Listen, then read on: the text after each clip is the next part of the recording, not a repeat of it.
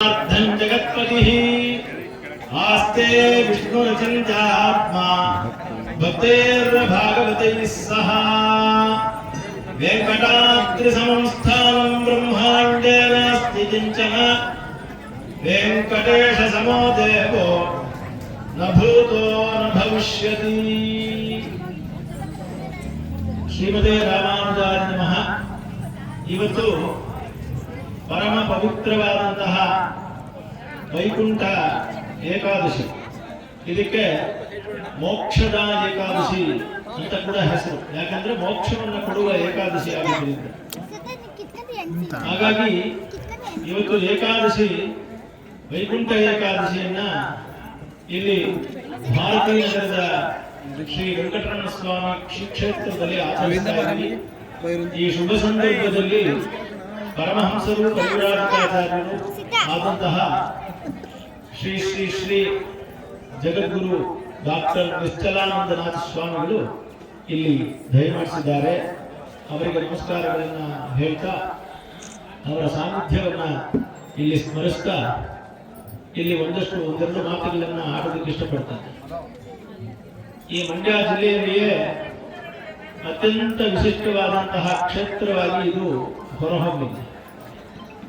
ಸಾಮಾನ್ಯವಾಗಿ ಶಾಸ್ತ್ರಗಳಲ್ಲಿ ಕೇಳಿದಾಗ ದೇವರು ಎಲ್ಲಿರ್ತಾನೆ ಅಂತ ಪ್ರಶ್ನೆ ಬರ್ತದೆ. ದೇವರು ವೈಕುಂಠದಲ್ಲಿದ್ದಾನೆಯೇ, ಕೈಲಾಸದಲ್ಲಿದ್ದಾನೆಯೇ, ಸ್ವರ್ಗದಲ್ಲಿದ್ದಾನೆಯೇ, ಮೋಕ್ಷದಲ್ಲಿದ್ದಾನೆಯೇ ಅಂತ ದೇವರನ್ನ ಕೇಳಿದಾಗ ನಾರದ ಭಕ್ತಿ ಸೂತ್ರ ಅಂತ ಒಂದು ಸೂತ್ರ, ಅದರಲ್ಲಿ ನಾರದರೇ ಭಗವಂತನನ್ನ ಕೇಳಿದ್ರೆ, ಅಯ್ಯ ಭಗವಂತ ನೀನ್ ಎಲ್ಲಿರ್ತೀಯ ಅಂತ. ಅದಕ್ಕೆ ಅವನು ಹೇಳ್ತಾನೆ, ಭಗವಂತ ನಾಹಂ ವಸಾಮಿ ವೈಕುಂಠೆ, ನಾನು ವೈಕುಂಠದಲ್ಲಿ ಇಲ್ಲ. ನಾಹಂ ವಸಾಮಿ ವೈಕುಂಠೆ, ನಾಹಂ ವಸಾಮಿ ಕೈಲಾಸ, ನಾನು ಕೈಲಾಸದಲ್ಲೂ ಇಲ್ಲ, ವೈಕುಂಠದಲ್ಲೂ ಇಲ್ಲ. ಮದ್ಭಕ್ತ ಯತ್ರ ಗಾಯಂತಿ ತತ್ರ ತಿಷ್ಠಾಮಿ ನಾರದ ಅಂತ. ಮದ್ಭಕ್ತಾಹ, ನನ್ನ ಭಕ್ತರು ಎಲ್ಲಿ ನನ್ನ ಕೀರ್ತನೆಯನ್ನು ಮಾಡ್ತಾ ಇದ್ದಾರೋ, ನನ್ನ ನಾಮಸ್ಮರಣೆಯನ್ನು ಮಾಡ್ತಾ ಇದ್ದಾರೋ ಅವರ ಮಧ್ಯದಲ್ಲಿ ನಾನು ಇರ್ತೀನಿ ಅಂತ ದೇವರು ಹೇಳ್ತಾರೆ. ಹಾಗೆ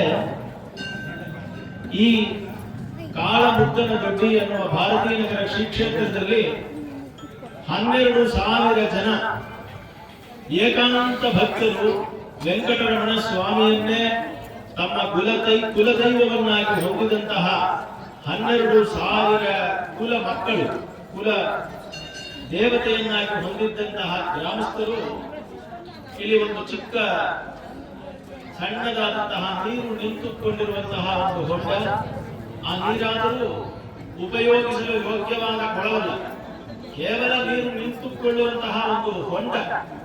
ಈ ಜಾಗದಲ್ಲಿ ಪ್ರತಿ ವರ್ಷವೂ ತಮ್ಮ ಶ್ರದ್ಧಾ ಭಕ್ತಿಯಿಂದ ಸೇರಿ ಒಂದು ವೆಂಕಟರಮಣ ಸ್ವಾಮಿಯ ಒಂದು ಛಾಯಾಚಿತ್ರವನ್ನು ಇಟ್ಕೊಂಡು ವರ್ಷದಲ್ಲಿ ಒಮ್ಮೆ ಶ್ರಾವಣ ಮಾಸದಲ್ಲಿ ಅವರು ಆ ದೇವತೆಯ ಉಪಾಸನೆಗೋಸ್ಕರ ಪರ ಅನ್ನುವಂತಹ ಪೂಜೆಯನ್ನು ಮಾಡ್ತಾರೆ. ಪರ ಅಂದ್ರೆ ನಮ್ಮ ಸಂಸ್ಕೃತದಲ್ಲಿ ಶ್ರೇಷ್ಠವಾದ ಪೂಜೆ. ಶ್ರೇಷ್ಠವಾದ ಪೂಜೆ ಯಾವುದು ಅಂತ ಕೇಳಿದ್ರೆ ಶಾಸ್ತ್ರಗಳ ಪ್ರಕಾರ ಭಕ್ತರಿಗೆ, ಭಾಗವತರಿಗೆ ಊಟ ಹಾಕೋದು, ಅದನ್ನೇ ಅವರು ಮಾಡೋದು. ದೇವರ ಹೆಸರಿನಲ್ಲಿ ನೈವೇದ್ಯವನ್ನು ಮಾಡಿ ಬಂದ ಭಕ್ತರಿಗೆಲ್ಲ ಅದನ್ನ ಪರಪೂಜೆ ಅಂತ. ಪರ ವಿಭವ ಅಂತರ್ಯಾಮಿ ಅರ್ಚಾವತಾರ, ಪರ ವ್ಯೂಹ ವಿಭವ ಅಂತರ್ಯಾಮಿ ಅರ್ಚಾವತಾರ ಅಂತ ಭಗವಂತನ 5 ರೂಪಗಳು. ಅದರಲ್ಲಿ ಪರಪೂಜೆ ಅನ್ನೋದೇನು ಅಂತಂದ್ರೆ ದೇವರಿಗೆ ಅರ್ಪಿಸುವುದಕ್ಕಿಂತಲೂ ಪ್ರಧಾನವಾಗಿ ಭಕ್ತರಿಗೆ ಊಟವನ್ನು ಅರ್ಪಿಸುವುದು. ಅದನ್ನೇ ನಾವು ಅನ್ನದಾಸೋಹ ಅಂತೆಲ್ಲ ಕರಿತೀವಿ. ಈ ಪರಪೂಜೆಯನ್ನ ಮಾಡಿಕೊಂಡು ಬರ್ತಾ ಇದ್ವಿ. ನಮ್ಮ ವೆಂಕಟೇಶ ಈ ಊರಲ್ಲಿ ಹೆಂಗೆ ಅಂದ್ರೆ, ಈ ಊರಲ್ಲಿ 12,000 ಜನದಲ್ಲಿ ಇವ್ರ ಕುಲದ ಮಕ್ಕಳ ಹೆಸರನ್ನೆಲ್ಲ ತಗೊಂಡ್ರೆ ವೆಂಕಟೇಗೌಡ, ವೆಂಕಟೇಶ ಗೌಡ, ವೆಂಕಟೇಗೌಡ, ಶ್ರೀನಿವಾಸ ಗೌಡ, ಇದೇ ಎಲ್ಲರೂ ಹೆಸರು ಹೆಚ್ಚು ಕಮ್ಮಿ. ನನಗೆ ಮೊದಲು ಈ ಊರಿನ ಭಕ್ತರನ್ನ ಕರೆಯೋದಕ್ಕೆ ನನಗೆ ಒಂಥರ ಸ್ವಲ್ಪ ಏನೋ ಗೊಂದಲ ಆಗ್ತಿತ್ತು. ಯಾರೇನು ಕರೆದ್ರೆ ಯಾವ ಹೆಸರಲ್ಲಿ ಕರೆಯೋದಪ್ಪ ಅಂತ. ಆಮೇಲೆ ನನ್ಗೆ ಅರ್ಥ ಆಯ್ತು, ಶ್ರೀನಿವಾಸ ಅಂದ್ರೆ ಯಾರೋ ಒಬ್ರು ತಿರುಗ್ತಾರೆ, ಗೋವಿಂದ ಅಂದ್ರೆ ಒಬ್ರು ತಿರುಗ್ತಾರೆ ಅಂತ. ಯಾಕಂದ್ರೆ ಈ ಊರಿನ ವಿಶೇಷ ಅದು. ಹೀಗೆ 12,000 ಜನ ಪರಪೂಜೆಯನ್ನು ನಡೆಸ್ಕೊಂಡು ಬರ್ತಾ ಇತ್ತು. ಪರಪೂಜೆ ಅಂದ್ರೆ ಭಕ್ತರಿಗೆ ಊಟ ಹಾಕುವಂತಹ ಪೂಜೆ. ಒಂದು ದಿನ ಈ ಭಕ್ತರಿಗೆಲ್ಲ ಮನಸ್ಸು ಬಂತು, ನಾವು ಇಲ್ಲಿಂದ ತಿರುಪತಿ ವೆಂಕಟೇಶ್ವರನಿಗೆ ಹೋಗ್ತೀವಿ, ಈ ತಿರುಪತಿ ವೆಂಕಟೇಶ್ವರನನ್ನೇ ಇಲ್ಲಿ ಕರೆಸಿದ್ರೆ ಹೆಂಗೆ ಅಂತ ಮನಸ್ಸು. ಆಗ ಅವರು ತೀರ್ಮಾನವನ್ನು ಮಾಡಿ ಶ್ರೀ ವೆಂಕಟೇಶ ಪ್ರಭು ನೀವು ಬಂದ್ಬಿಡಪ್ಪ ಅಂತ ಅವರ ಭಕ್ತಿಗೆ ಮೆಚ್ಚಿ ಬಂದಿರುವುದೇ ಈ ವೆಂಕಟೇಶ್ವರ ಸ್ವಾಮಿ, ಇವಾಗ ದೇವಸ್ಥಾನ ಸ್ವಾಮಿ. ಸಾಮಾನ್ಯವಾಗಿ ದೇವಸ್ಥಾನ ಕಟ್ಟೋದು ಅಷ್ಟು ಸುಲಭ ಅಲ್ಲ. ದೇವಸ್ಥಾನ ಕಟ್ಟಬೇಕು ಅಂತಂದ್ರೆ ಪೂರ್ವ ಪುಣ್ಯ ಇಲ್ಲದೆ ಹೋದ್ರೆ ನಮಗೆ ಕುಂಭಾಭಿಷೇಕವನ್ನು ನೋಡಕ್ಕಾಗೋದಿಲ್ಲ. ಕುಂಭಾಭಿಷೇಕವನ್ನು ಮಾಡಿದ್ರೆ ಒಂದು ಅಶ್ವಮೇಧ ಫಲ ಆದಷ್ಟು ಫಲ ಬರುತ್ತೆ ಎಂದು ಶಾಸ್ತ್ರ ಬೇಕು. ಒಂದು ಕುಂಭಾಭಿಷೇಕ ಮಾಡಿ ಒಂದು ಕುಂಭಾಭಿಷೇಕವನ್ನು ನೋಡುವುದು. ಕುಂಭಾಭಿಷೇಕದ ಮೇಲಿಂದ ಬಿಟ್ಟ ನೀರು ನಮ್ಮ ತಲೆಯ ಮೇಲೆ ಬಿದ್ದರೆ ನಮ್ಮ 21 ಜನ್ಮಗಳು ಪಾವನವಾಗ್ತದೆ ಅಂತ ಆಗಮ ಶಾಸ್ತ್ರಗಳಲ್ಲಿ ಅಂತಹ ಒಂದು ಪಾವನ ಪರ್ವತದಲ್ಲಿ ಇಲ್ಲಿ ವೆಂಕಟೇಶ್ವರ ಸ್ವಾಮಿಯನ್ನು ಪ್ರತಿಷ್ಠೆ ಮಾಡಬೇಕು ಅಂತ ಹಠವನ್ನು ಮಾಡಿದ್ರು. ಆ ಹಠವನ್ನು ಮಾಡಿ ಆ ಭಗವಂತನ ಹತ್ರ ಬೇಡ್ಕೊಂಡಾಗ ಇವ್ರ ಎಷ್ಟಿತ್ತು ಗೊತ್ತಾ ದುಡ್ಡು? ನಿಮ್ಗೆಲ್ಲ ತುಂಬಾ ಆಶ್ಚರ್ಯ ಆಗಿಬಿಡ್ತದೆ. ₹1 ಇಲ್ಲ, ಬರಿಗೈ ಸಂಕಲ್ಪ ಮಾಡಿದಾಗ ಬರಿಗೈ. ಆದ್ರೆ ಆ ವೆಂಕಟೇಶ್ವರನ ಕೃಪಾಕಟಾಕ್ಷದಿಂದ ನನಗೆ ಯಾವಾಗಲೂ ನಾನು ಅದೇ ಚಿಂತೆಯಲ್ಲಿ ಕೇಳ್ತೀನಿ. ನಾನು 30,000 ಜನಕ್ಕೆ ನೀವು ಕಡ್ಡಾಯ ಕೊಡ್ತೀನಿ ಅಂತಿರೋದ, ದುಡ್ಡೆಲ್ಲಿದೆ ನಿಮ್ಮ ಹತ್ರ ಅಂತ. ಇವರು ಬರಿ ಕೈ ತೋರಿಸ್ತಾರೆ. ಆ ಕೈ ಹಿಂಗಿದ್ರೆ ಬರಿಗೈ ಸ್ವಾಮಿ, ನಾವು ಈ ಕೈನ ಹಿಂಗೆ ಕೈ ಮುಗಿತೀವಿ, ತಕ್ಷಣ ವೆಂಕಟರಮಣ ಸ್ವಾಮಿ ಕೊಡ್ತಾನೆ. ಅದೇನು ಧೈರ್ಯವೋ ಈ ಟ್ರಸ್ಟ್ ಅವ್ರು ಏನ್ ಮಾಡ್ತಾರೆ ಅಂತಂದ್ರೆ ತಮ್ಮ ಜೋಬಲ್ಲಿರೋ ದುಡ್ಡು ಹಾಕ್ಬಿಡ್ತಾರೆ ಟ್ರಸ್ಟ್. ಆಮೇಲೆ ಬರ್ತದೋ ಇಲ್ವೋ ಭಗವಂತನ ದಯ ಅಂತಾರೆ. ಹಾಗೇನೇ ಮಾಡ್ಕೊಂಡು ಬಂದಿರೋದು ದೇವಸ್ಥಾನ. ಹೀಗೆ ಸಂಕಲ್ಪ ಆದಾಗ ಪರಮ ಪೂಜ್ಯರಾದಂತಹ ಪರಮಹಂಸರು ಆದಂತಹ ನಮ್ಮ ಬಾಲಗಂಗಾಧರನಾಥ ಸ್ವಾಮಿಗಳ ಪರಂಪರೆಯಲ್ಲಿ ಬಂದಂತಹ ನಿರ್ಮಲಾನಂದನಾಥ ಸ್ವಾಮಿಗಳು ನಾವೆಲ್ಲ ಸೇರಿ ಭೂಮಿ ಪೂಜೆಯನ್ನು ಮಾಡಿದ್ವಿ. ಆ ಪ್ರತಿಷ್ಠೆಗೆ ಸಾಕ್ಷಾತ್ ಮೈಸೂರು ಮಹಾಸಂಸ್ಥಾನದ ಮಹಾರಾಜರು ಶ್ರೀ ಯದುವೀರ ಕೃಷ್ಣದತ್ತ ಚಾಮರಾಜ ಒಡೆಯರವರು, ಪರಮಹಂಸೇತ್ಯಾದಿ ಪರಿವ್ರಾಜಕಾಚಾರ್ಯರಾದಂತಹ ಯದುಗಿರಿ ಯತಿರಾಜ ನಾರಾಯಣ ರಾಮಾನುಜೀಯ ಸ್ವಾಮಿಗಳು, ಇನ್ನು ಅನೇಕ ಮಹಾನುಭಾವರು ಬಂದು ಭಾಗವಹಿಸಿದರು. ನೀವು ಆವತ್ತು ನೋಡಬೇಕು, ಪ್ರತಿಷ್ಠೆಯಾದ ದಿನಕ್ಕೆ 48,000 ಜನಕ್ಕೆ ಊಟವನ್ನು ಕೊಟ್ಟರು. ಈ 48,000 ಜನಕ್ಕೆ ಊಟ ಕೊಡೋದು ಅಂದ್ರೆ ಏನು? ಸಾಮಾನ್ಯವಾಗಿ ಈ ಬಿಸಿಬೇಳೆ ಬಾತು ಮೊಸರನ್ನ ಕೊಟ್ಬಿಟ್ಟು ಅಥವಾ ಬಾತ್ ಕೊಟ್ಬಿಟ್ಟು ಆ ವರ್ಕಿಂಗ್ ಲಂಚಲ್ಲಿ ಮುಗಿಸೋದು ಆಗಿಲ್ಲ. ಅವ್ರು ಹೇಳಿದ್ರು, ವೆಂಕಟರಮಣ ಪ್ರತಿಷ್ಠೆ ಆಗ್ತಾ ಇರುವಾಗ ವೆಂಕಟರಮಣ ಸ್ವಾಮಿಗೆ ಏನು ಊಟ ಆಗುತ್ತೋ ಅವತ್ತು ಅದೇ ಊಟವನ್ನೇ ಎಲ್ಲರಿಗೂ ಕೊಡಬೇಕು ಅಂತ. ನಾನು ವೆಂಕಟರಮಣ ಸ್ವಾಮಿಗೆ ಪಂಚಭಕ್ಷ ಬ್ರಹ್ಮಾಂಡದ ಜೊತೆಯಲ್ಲಿ ನಿವೇದನೆ ಆಗುತ್ತೆ ಅಂತ ನಮ್ಮ ಭಕ್ತಾದಿಗಳಿಗೂ ಅದನ್ನೇ ಕೊಡೋಣ ಅಂತಂದು. ನಿಮ್ಗೆ ಆಶ್ಚರ್ಯ ಅನ್ನಿಸ್ಬೋದು.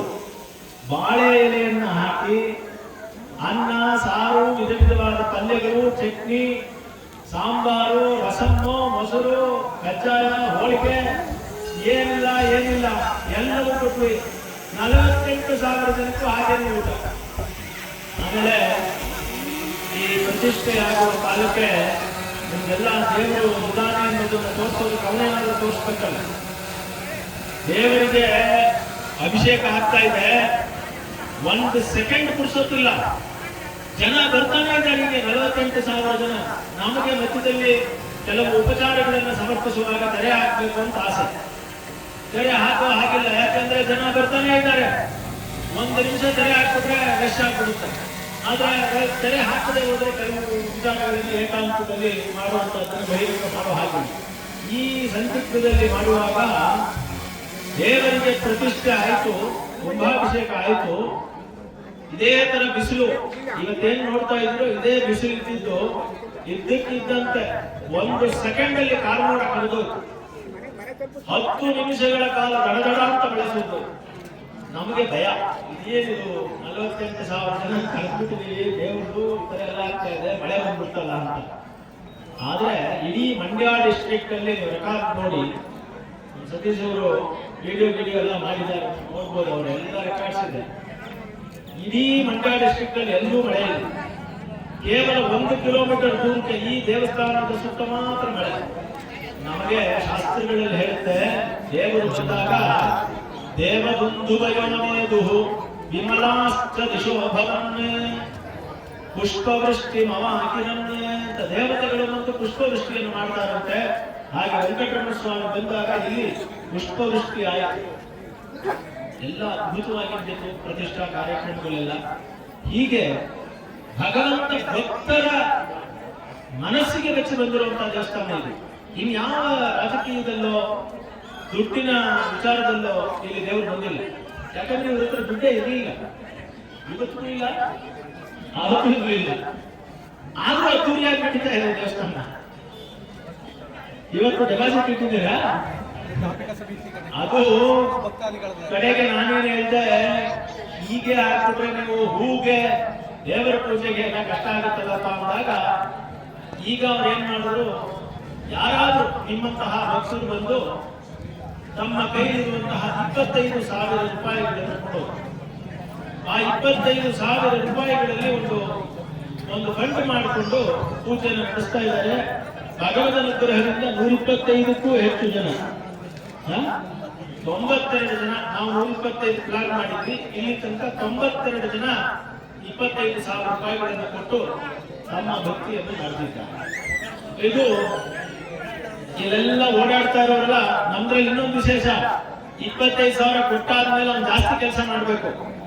25,000 ಕೊಟ್ಬಿಟ್ಟು ಇಲ್ಲಿ ಮನೆ ಮರ್ಯಾದೆ ಮಾಡಲ್ಲ ಅವ್ರಿಗೆ.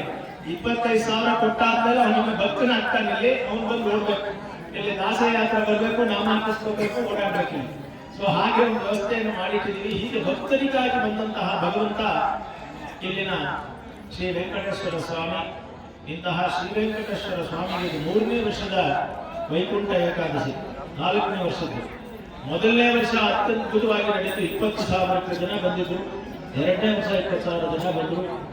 ಪ್ರತಿ ವರ್ಷ ನಮ್ದು ಸಂಖ್ಯೆ ಏನಾಗ್ತಾ ಇದೆ, 20, 25,000, 30,000, 40,000 ಹಿಂಗೆ ಬರ್ತಾ ಇದೆ.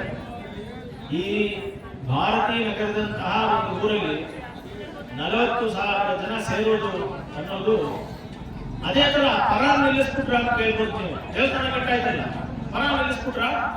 ಇಲ್ಲ. ಆ ಪರವನ್ನ ಈಗ ಶ್ರಾವಣ ಮಾಸದಲ್ಲಿ ಜೂನ್ ಅಲ್ಲಿ ಬರುತ್ತೆ. ಅದು ಶನಿವಾರ, ಒಂದು ಶನಿವಾರ ಪ್ಲಾನ್ ಮಾಡಿಕೊಂಡು ಈಗಲೂ ಪರ ಮಾಡ್ತಾರೆ.